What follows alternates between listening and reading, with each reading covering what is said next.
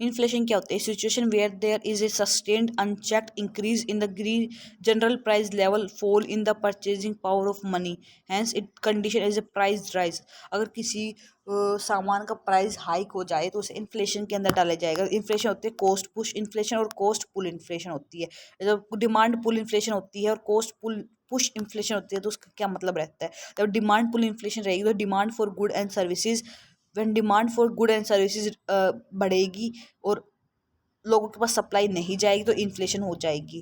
Consumer spending optimist, consumer with disposable income के साथ spend करेंगे ज़्यादा से ज़्यादा अपनी डिमांड को पूरा करने के लिए, जिसे इन्फ्लेशन कहा जाएगा। गवर्नमेंट स्पेंडिंग, यहाँ पे गवर्नमेंट स्टिमुलस प्रोजेक्ट्स के द्वारा इकोनॉमी में डिमांड वेलफेयर स्कीम्स लेके आएगी जिससे इन्फ्लेशन भी बढ़ जाएगी। और कोस्ट पुश इन्फ्लेशन होती क्या है?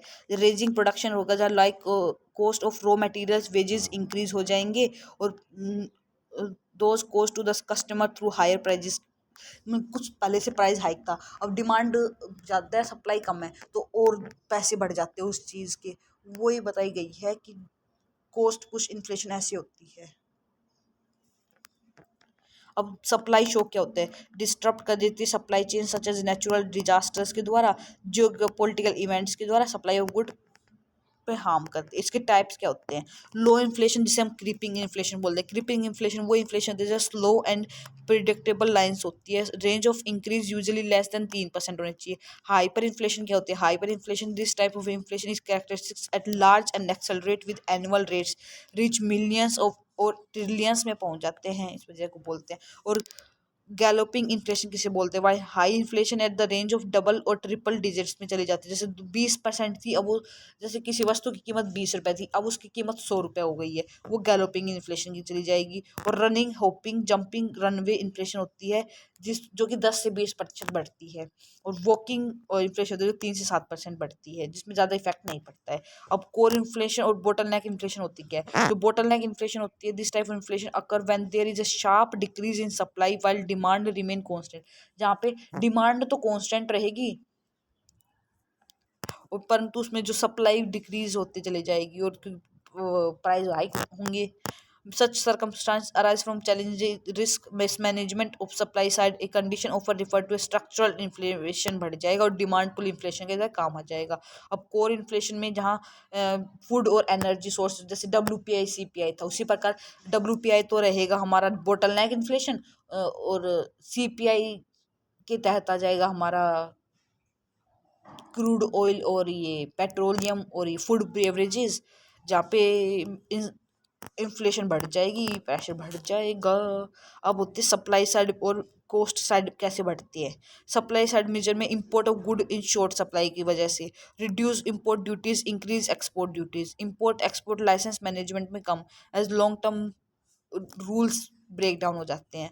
और मॉनेटरी मेजर कैसे? क्रेडिट कंट्रोल को देखते हैं, डीमोनेटाइजेशन को देखती है, कट डाउन मनी सप्लाई को देखती है, CRR रेपो रेट्स को देखती है, लार्ज टर्म प्रोडक्शन और सप्लाई साइड बोटल नेक को देखती है। वही कोस्ट साइड में कटिंग डाउन कर देते हैं कॉस्ट ऑफ प्रोडक्शन को, minus exercise of custom cut को, और इंक्रीज कर देते इनकम लेवल ऑफ पीपल को प्राइस कंट्रोल के साथ।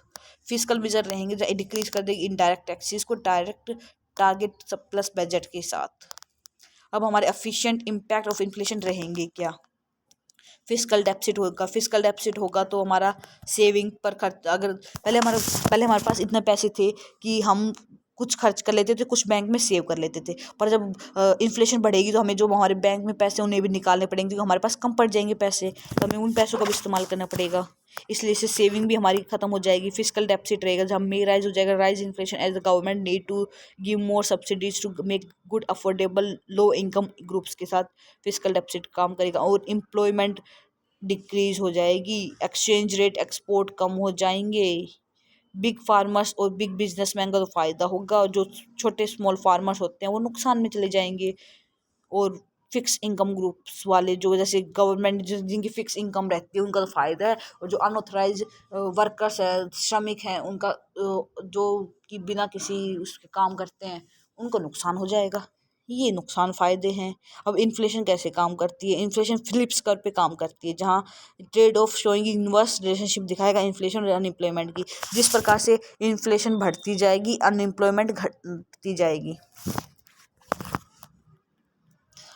स्क्यू इन्फ्लेशन क्या रहती है? स्क्यू इन्फ्लेशन रहती है जहाँ एपिसोडिक प्राइस इंक्रीज होंगे और कुछ समय के बाद वो डाउन हो जाएंगे। जैसे कोविड के टाइम था, कोविड के टाइम एकदम से प्राइस बढ़ गए सभी चीज़ों के, फिर जैसे ही कोविड के वो क्या हट गया था, लॉकडाउन हट गया, तो फिर चीज़ों के दोबारा से दाम कम हो गए थे। वो कुछ समय के लिए बढ़ते हैं फिर नीचे हो जाते हैं, उसे बोलते हैं स्क्यूड इन्फ्लेशन।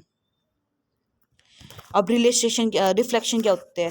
रिफ्लेक्शन होता है गवर्नमेंट इनिशियली क्रिएट करेगा कंडीशन जहाँ डिक्रीज कर दी जाएगी अनएम्प्लॉयमेंट एंड बूस्ट कर दी जाएगी डिमांड ऑफ हायर ग्रोथ की, जहाँ इंक्रीज एक्सपेंडिचर, टैक्स कट और इंटरेस्ट रेट को रिड्यूस कर दी जाएगी, करेंसी प्रिंटिंग और करेंसी को ज़्यादा से ज़्यादा बनाया, पैसों को ज़्यादा से ज़्यादा छापा जाएगा, ताकि अब लोगों के पास तो पैसे है नहीं, तो लोगों के लिए पैसे देने, हाथों में पैसे लाने के लिए तो करेंसी और छापनी पड़ेगी ना।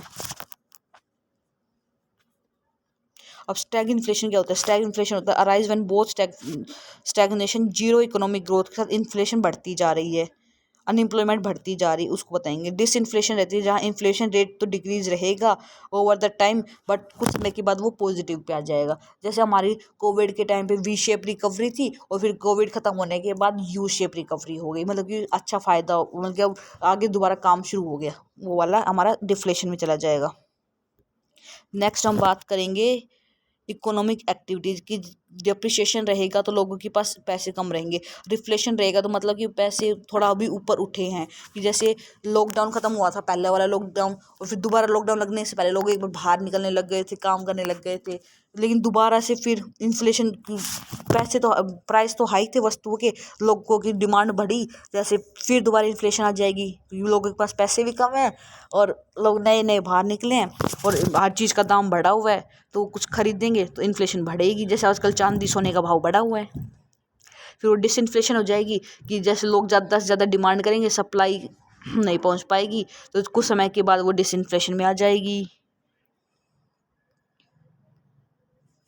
अब जीडीपी डिफ्लेटर होता है क्या? जीडीपी डिफ्लेटर होता है nominal GDP upon real GDP into 100। अब डब्ल्यू पे होलसेल, सी पे retailer, GDP deflator economy wide में बात करें, कवरेज रहेगा गुड्स पे, सी पे गुड एंड सर्विसेज पे, ये ऑल जीडीपी कंपोनेंट्स पे बात करेगा। यूज रहेगा इंडस्ट्री इन्फ्लेशन को लेकर, सी पे का कंज्यूमर को लेकर, यहाँ पे कंप्लीट इकोनॉमिक इन्फ्लेशन माना जाएगा। अब मनी क्या होती है? मनी होती है फंक्शन ऑफ मनी, कहेंगे प्राइमरी फंक्शन रहेगा मीडियम ऑफ एक्सचेंजेस।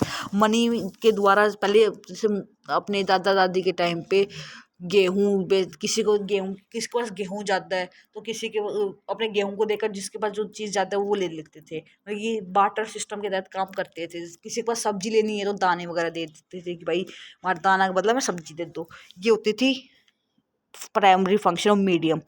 अब होता है सेकेंडरी में होती है स्टैंडर्ड ऑफ डेफर्ड पेमेंट, जहाँ store of value transfer of value के द्वारा की जाती है, कि आजकल होता है पैसे दो और अपनी चीज़ें सामान खरीद दो, वो वाला सिस्टम था। और अब वर्तमान दौर में क्या हो गया है?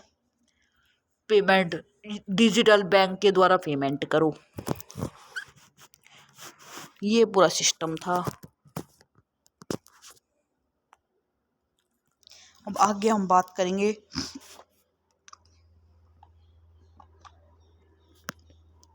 कॉइन्स की और करेंसी रुपए की। फ्लैट मनी क्या होता है? Flat money must be to conditions, it is a type of currency that has no intrinsic value and it not backed up by a physical commodity like gold or silver. It should exist in the form of physical currency, coin, physical currency notes, virtual coin, digital coins, crypto coins, bit coins पे काम करता है, जिसे हम flat money बोलते हैं। जैसे हमारे पास 1 का सिक्का, 2 का सिक्का, 50 का रुपए नोट, 200 का नोट, 1000 का नोट, 500 का नोट, ऐसे होता है। और लीगल टेंडर क्या होता है? Legal tender is a flat money recognize a valid for all डेब्ट एंड ट्रांजेक्शन पे काम करेगा। अब क्या है? आरबीआई का सेंट्रलाइज पेमेंट सिस्टम कैसे काम करता है? आरबीआई में आरटीजी होता है, जो रियल टाइम ग्रोथ सेटलमेंट के द्वारा 2 लाख से 2000 करोड़ लाख रुपए तक का पूरा क्रेडिट सिस्टम ट्रांसफर अमाउंट देखते हैं आरबीआई में। इसका टारगेट कस्टमर रहेगा businessman wanting high value transaction instant, settle up कीजिएगा 30 मिनट के अंदर नेट इलेक्ट्रॉनिक फंड ट्रांसफर को। अब हम बात करेंगे कार्ड टोकनाइजेशन की। जब platforms like Amazon and Paytm enable user to store and detail the quick transaction के लिए हम यूपीआई, गूगल पे, पेटीएम का यूज़ करते हैं, अमेजोन फ्लिपकार्ट पे कुछ ऑर्डर करते हैं उस टाइम का, तो उसे बोलते हैं डिजिटल कार्ड टोकन। जब टोकन सॉल्यूशन जनरेट करेगा यूनिक टोकन नंबर्स को, जैसे अपने एक और किसी का अपने एक क्रेडिट कार्ड होता है, उसके अपने कुछ पिन कोड होते हैं, सबके अलग अलग नंबर होते हैं, वो इशू किए जाते हैं आरबीआई बैंकों के द्वारा। एटीएम एंड उसके टाइप के होते हैं। बैंक लेबल का एक item, bank own and operate their ATM. और ब्राउन लेबल में क्या होता है, owned by bank operating and maintain कर देंगे आउटसोर्स थर्ड पार्टी के द्वारा। वाइट लेबल रहेंगे जहाँ पे ऑपरेट किए जाएंगे नॉन बैंक्स के द्वारा। अब बिटकॉइंस होते क्या है, बिटकॉइंस कैसे काम करते हैं, मर्चेंट डिस्काउंट रेट चेंज है क्या। MDR represent the change imposed on merchant by the acquire bank on each credit debit card. Digital rupee और crypto currency, digital rupee centralize होते हैं, क्रिप्टो करेंसी डिसेंट्रलाइज होती है। परमिट ब्लॉकचेन के द्वारा करते हैं, ब्लॉकचेन में ज़्यादा पर नोट परमिट रहती है। ये आइडेंटिफाई की जाएंगी, इन्फॉर्मेशन अवेलेबल रहेगी आरबीआई के पास कि कितने रुपए छपे हैं, कितने लोगों के पास जा रहे हैं, इसका पूरा डाटा रहेगा। पर जो क्रिप्टो करेंसी का डाटा नहीं रहेगा, यहाँ पे चोरी भी हो सकते हैं। गवर्न करेंगी, सेंट्रल बैंक्स को गवर्न करेंगी अथॉरिटी को। यूनिक डिजिटल एसेट्स रहेंगी, प्रूफ ऑफ ऑथेंटिफिकेशन रहेगा। अब मनी बैंक एक में हमने 100 रुपये डाल लिए हैं और हमें उसका लोन में हमें उससे 90 रुपये हमने वापस ले लिए, तो जो 10 रुपये उसके पास बचे हुए तो वो हमें उस पर ही तो अपना वो देगा, ब्याज देगा। मनी सप्लाई में एमओ यानी हाई पावर्ड मनी होती है, जो रिजर्व मनी और मॉनेटरी बेस पे काम करती है। M1 में करेंसी रहती है जो पब्लिक डिमांड डिपॉजिट पे काम करती है। M2 में रहती है M1 प्लस पोस्ट ऑफिस में जो हम सेविंग करते हैं उसको बोलते हैं। M3 में M1 प्लस जो पोस्ट सेविंग, M2 में जो मनी डिपॉजिट की गई एग्रीगेट डिमांड के साथ उसको बोलेंगे। M4 में M3 plus all post office money आ जाएगी। अब मॉनेटरी पॉलिसी होती है क्या है, मॉनेटरी पॉलिसी जो प्राइस स्टेबिलिटी में काम करती है, इकोनॉमिक ग्रोथ में काम करती है और इम्प्लॉयमेंट देने में काम करती है, जो कि क्वांटिटेटिव और क्वालिटेटिव में करती है। जहाँ SLR और CRR कैसे काम करेगा, जो कि डिपॉजिट करेगा एनडीटीएल के द्वारा, कॉमर्शियल बैंक के द्वारा, आरबीआई रिटेन करेगी कैश रिजर्व रेशियो के द्वारा, और SLR मिनिमम परसेंटेज रखेगा डिपॉजिट बैंक अपने पास और बाकी डिपॉजिट कर देगा। यहाँ पे कैश में काम किया जाएगा, कैश रिजर्व रेशो में, और सैचुरेटरी लिक्विडिटी रेट में लिक्विड कैश, गोल्ड और अदर सिक्योरिटीज रखी जाती हैं। मेंटेन किया जाएगा बैंक्स के द्वारा, और कैश रिजर्व रेशो मेंटेन किया जाएगा रिजर्व बैंक ऑफ इंडिया के द्वारा। इंटरेस्ट रखेगा एसएलआर चूज करेगा, और बैंक्स को सीआरआर के लिए कोई भी वो नहीं देना पड़ेगा इंटरेस्ट रेट। अब rates in bank rates in case की लॉन्ग टर्म लैंडिंग के लिए, जब आरबीआई एक्ट 1934 होल्ड करेगा लिमिटेड रेलिवेंसीज को लेकर, जो नॉन कोलेटरल रिक्वायर्ड रहेगा नॉन कॉर्पोरेट सिक्योरिटीज के साथ, फाउंडिंग पेनल्टी रेट्स के साथ, बैंक रेट प्लस 3 से 5% का पूरा CRR और SLR रखा जाएगा। लिक्विडिटी एडजस्ट करने के लिए रीपर्चेज एग्रीमेंट पॉलिसी रेट रहेगा, जो लिक्विडिटी को रेपो रेट, बैंकों के पास लिक्विडिटी बढ़ानी है बैंकों के पास, तो वो अपनी उसको लिक्विडिटी देगा, वो उसी टाइम पे उसको सिंक करनी है लिक्विडिटी को, तो गवर्नमेंट सिक्योरिटीज़ को रिपर्चेज कर लेगा आरबीआई।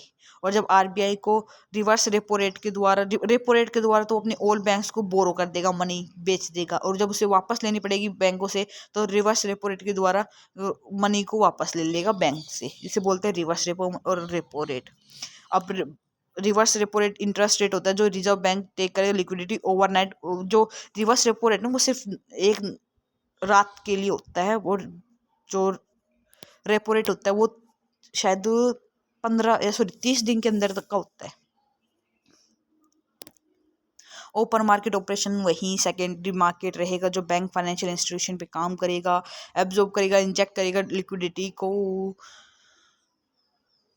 अब गवर्नमेंट और कॉर्पोरेट इस पे कैसे काम करेंगे, शॉर्ट टर्म के लिए तो वो बिल कैश मैनेजमेंट बिल्स के द्वारा, और कॉर्पोरेशन में कमर्शियल पेपर्स के प्रोमिसिंग लेटर्स के द्वारा, लास्ट टर्म में गवर्नमेंट गोल्ड या फिर पैसे सोवरेन बॉन्ड्स के द्वारा, और कॉर्पोरेट में बॉन्ड्स और डिबेंचर्स के द्वारा। Interest rate corporate risk at low रहेगा और यहाँ पे ज़्यादा रहेगा।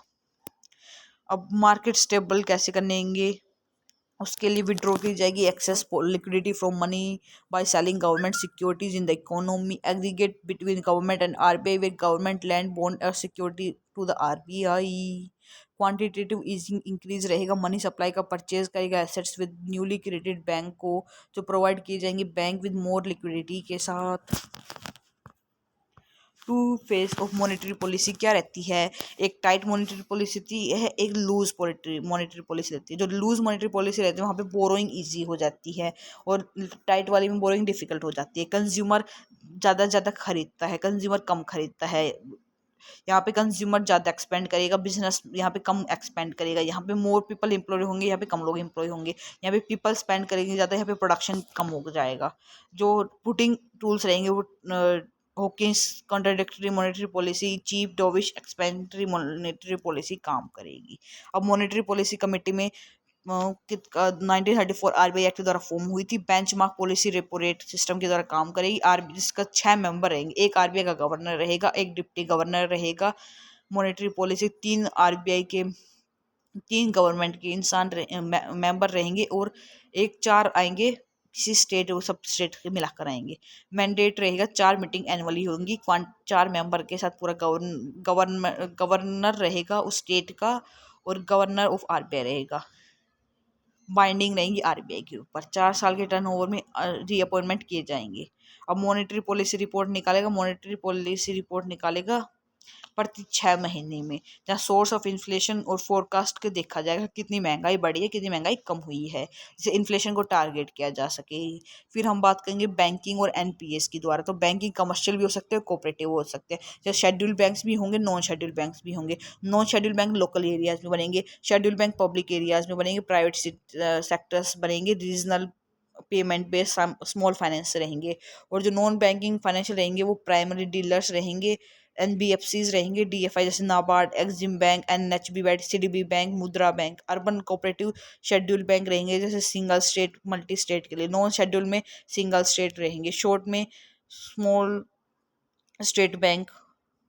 और शेड्यूल में सेकंड शेड्यूल आरबीआई एक्ट 1934 के तहत 500 करोड़ रुपए तक का होने चाहिए, एक कैपिटल होने चाहिए उनके पास, तब वो शेड्यूल में काउंट किए जाएंगे। और नॉन शेड्यूल वालों के पास एटलीस्ट 100 करोड़ के आसपास होने चाहिए। स्मॉल फाइनेंस बैंक और रीजनल फाइनेंस बैंक होते क्या है? रीजनल रूरल फाइनेंस बैंक जो कि 1978 में एस्टेब्लिश किए गए थे, जो कि सेंट्रल गवर्नमेंट जिससे 50% हिस्सेदारी रहेगी, 50% स्टेट की हिस्सेदारी रहेगी। जहाँ पे 15% करेगी स्टेट गवर्नमेंट और 35% करेगी स्पॉन्सर बैंक। जैसे नाबार्ड 35 देगा, 50 सेंट्रल गवर्नमेंट देगी और 15 स्टेट गवर्नमेंट देगी। India post payment bank, small finance banks होते हैं, कोऑपरेटिव बैंक्स होते हैं जो ड्यूअल रेगुलेशन पे आरबीआई और स्टेट गवर्नमेंट पे काम करते हैं। अर्बन कोऑपरेटिव बैंक्स होते हैं जिन्हें प्राइमरी कोऑपरेटिव बैंक्स बोलते हैं।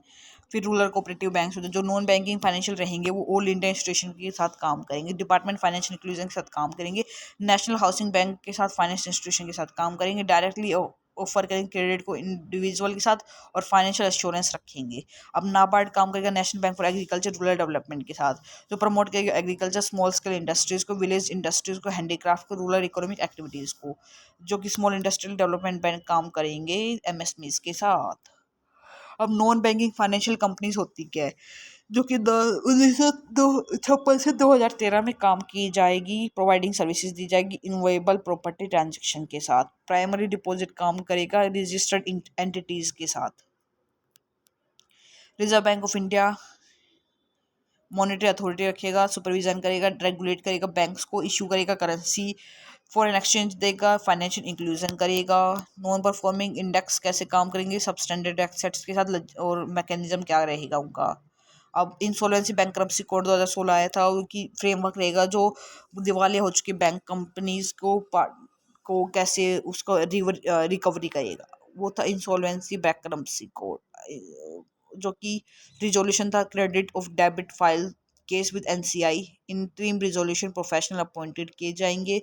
बेसल 1, बेसल 2 और बेसल 3 नॉर्म्स के काम करेगा, जो कि international banking regulatory Basel norms हैं। जहाँ पे पहले बेसल नॉर्म जो कि 1988 में आया था, जिसका फोकस करेगा capital accuracy, set capital to risk weightage excess ratio की बात करेगा कि 8% से ज़्यादा अगर किसी बैंक का वेट लॉस हो रहा है तो उसे दिवालिया घोषित किया जा सकता है।